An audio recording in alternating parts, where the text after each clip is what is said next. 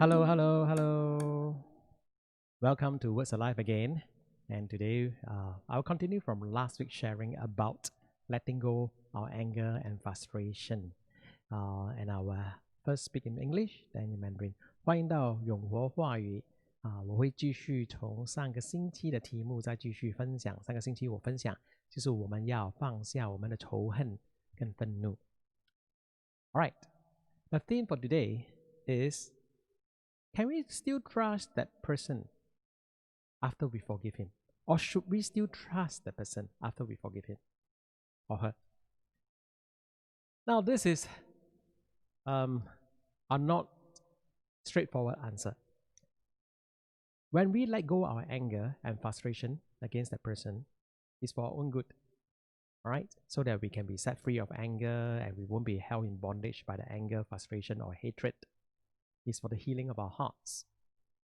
Now, how the person carries on his or her life, his ways of doing things, we have no control. Now, if the person has not been trustworthy and he has cheated us many times before, we forgive that person. But does it mean that we will then, go and work with him again and let him cheat us again? Now, I don't think that's the answer. I think the wisdom is to separate the releasing of forgiveness, anger, and the wisdom on whether should we trust the person again. If the person is not trustworthy, then I think we need to be very careful. But by being careful about the person doesn't mean we hate the person or we are still angry with the person. We are just doing an observation. We need to have wisdom in this area. Because many people will say, oh yeah, after we forgive the person, does it mean we can still carry on with the person?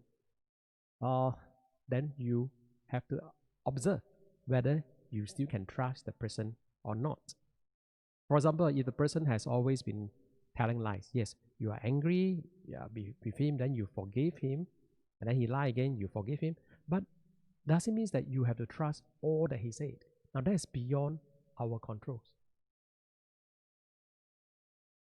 Well, Jesus said we need to be as shrewd as a snake, but at the same time as pure as a dove. So we need to have some wisdom in this. It doesn't mean that after forgiving the person, letting go the anger means, wow, we rush back into working with the person again. If the person is not trustworthy, then I don't think it's wise to work with the person again. I've been through this kind of situation before. Somebody betrayed my trust twice. I forgave him, but I will not work with him anymore because I just felt that he was not a person worthy of my trust. But that doesn't mean I hate him. That doesn't mean I'm angry with him. But I have released the anger and I forgive him, but I will not work with him anymore. So there need to be a differentiation between these two things. All right, so it is not like, oh, if we forgive him means we must trust him again or whatever. No, when we release forgiveness and anger is for our own good, and whether to trust him again, then we have to observe carefully. All right, so I think that is a supplement to what I shared last week, because somebody asked me, if we forgive the person, can we still trust the person? Now, I think it is a separate issue, and we need to have wisdom. May we have wisdom and how to be as shrewd as a snake, but at the same time as pure as a dove. Now, that is that is really a challenge. All right, bless you. 那今天呢，我的题目就是，当我们饶恕了那个人，我们还可以继续的信靠那个人吗？首先我要说，这是两件事情。我们饶恕了他，放下了我们仇恨跟愤怒，那是对我们自己好，我们可以领受自己心灵的医治。但是如果那个人还是很奸诈，还是每次讲骗话，这样我们就要有智慧，要来观察，我们还可以信靠他吗？那如果我们不相信他，那不等于我们还憎恨他。要分别来看呢。我们放下我们的仇恨是一回事，相信他不相信他，继续跟他合作，那是另一回事。所以我们要有这个智慧来分别这两件事情。耶稣说，我们呢就好像一条蛇这样，要像一条蛇这样就是要有这个好像一条蛇这样，好像有点奸诈，但是我们也要好像一个鸽子这样这么单纯。那这是一个很大的挑战啊！但是我们要有智慧，怎样分别这些事情？我们要有智慧，怎样处理一些事情？但是我们的心要单纯。所以呢，我们要观察那个人。